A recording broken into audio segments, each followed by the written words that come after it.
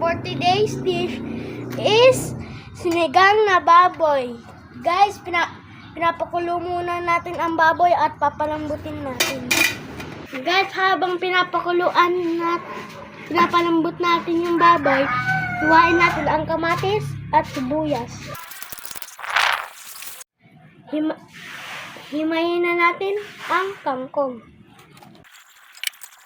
Guys, tanggalin natin yung nasa ibabaw.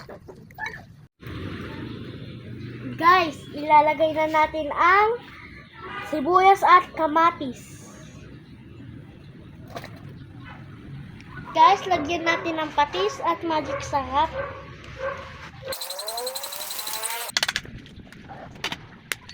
Guys, ilagay natin ang sinigang sa gabi. Lagay na natin ang kangkong at takpan natin.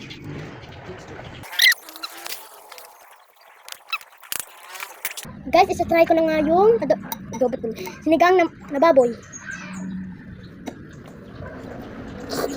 Krop! Krop! Krop!